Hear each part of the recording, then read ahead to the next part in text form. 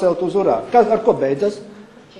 Nē, ar to beidzas, ka pēc 3 mēnešiem paklusu izsludināja konkursu Nacionālajai bibliotēkai. Jo tas pacelums bija tik izdevīgs politiski un izmantojams spekulatīvos nolūkos, kā atlika tikai vēl bibliotēku pievienot, lai, teiksim, atmodas to celšanos 80. gadu drusku piebredzot. Re, kur mēs jums sabiedriskus objektus kultūras piedāvājam. Mēs rūpējamies par...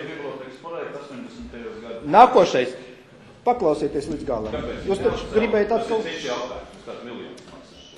Jā, tieši tāpēc jūs arī maksājat, jūs ejat tieši to pašu ceļu. Jūs kāpjat uz tā grābekļa, tā kā, es nezinu tās. Mēs varam to neuzcelt, jūs saprotiet? Pagaidiet, ļaujiet pabeigt. Ļaujiet pabeigt. Tas ir ļoti vienkārši. Kāpēc vajadzēja pasūtīt bibliotēku 89. gada konkursu uztaisīt? Tāpēc, ka tikko viens vainagojas ar lielu troksni un popularitāti iegūtu valdībai. Bet bija projekts, bija arhitekta ģelža izstrādāts projekts, ko būvēt neviens netaisīja, naudas nebija. Bet konkursu sarīkot, tas taču ir prestīži. Sarīko konkursu, arhitekti saprot, ka tas ir blefs.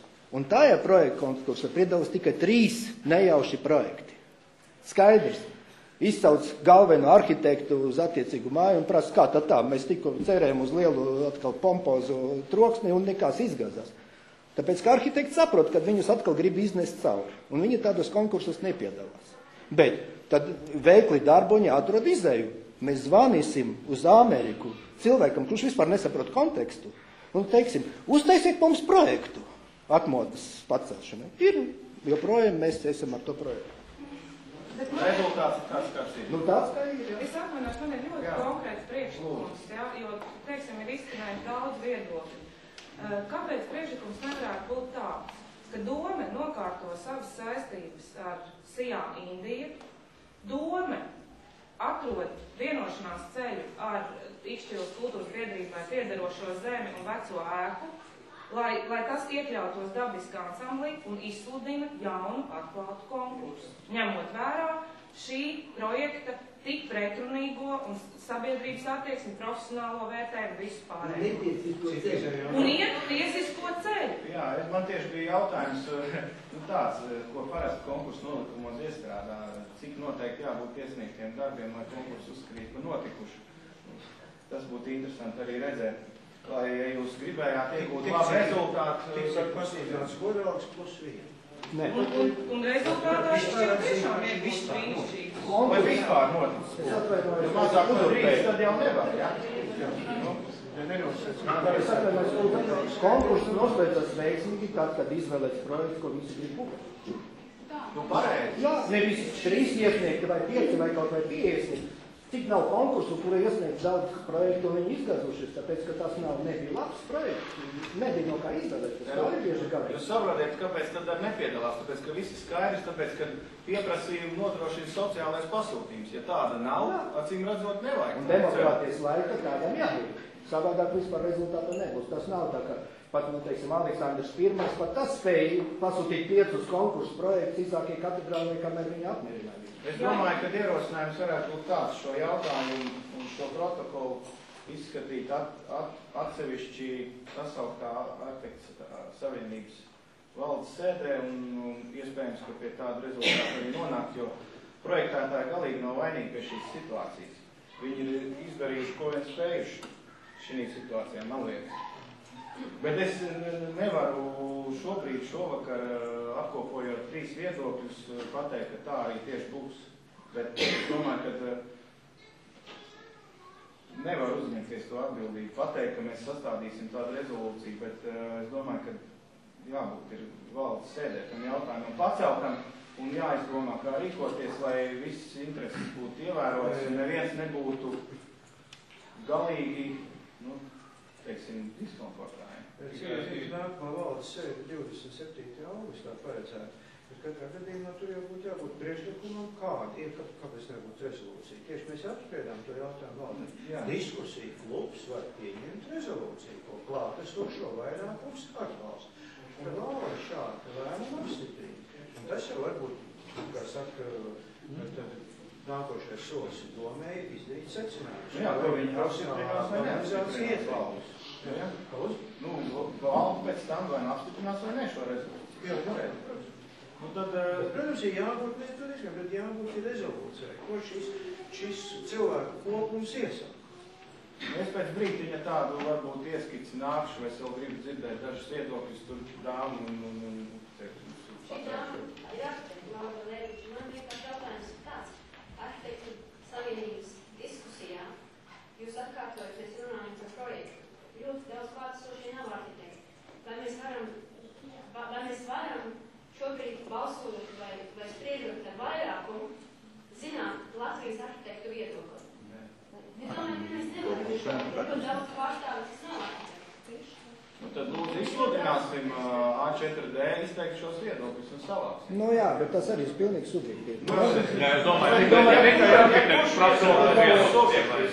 nevajag nekādas rezolūcijas. Visi būvā kaut kādas atzīmes. Es domāju, ka arī doma, ja viņa grib tikt ievēlēta nākošās vēlēšanas pēc kāda, viņi vienkārši jāizdara secinājumu un jāiet uz to kontaktu un jārisina šo situāciju. Ne jau arhitekts. Arhitekts tiek adresēt vēstuli arhitektu savienību. Mums ir jāšķiet. Nu, jūs atbildēt, ka notikusi diskusija un visi apmēries ar viedokli. Kas šeit ir klāt ir arhitekti, klāt ir profesionāli, pietiekam daudz. Un, ja ir kaut kāda rezolūcija, jau priekšējās kā es pateicu, ir arhitektu savienības valde, kas tad vai nu atzīst šo rezolūciju par vērā ņemam, apstiprina un ar šo rezolūciju atbild uz iesniedzēju vēstuli.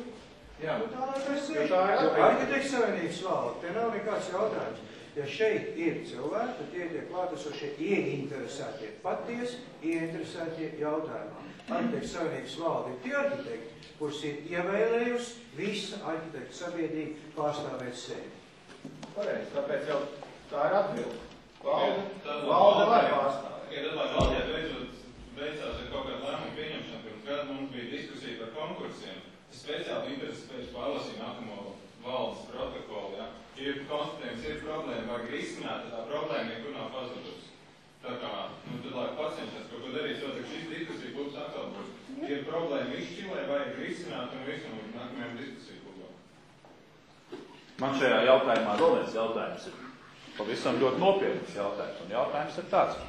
Es zinu, ka mums bija savā laikā ar Sijā Indiju diskusija par šī te projektēšanas līguma summu.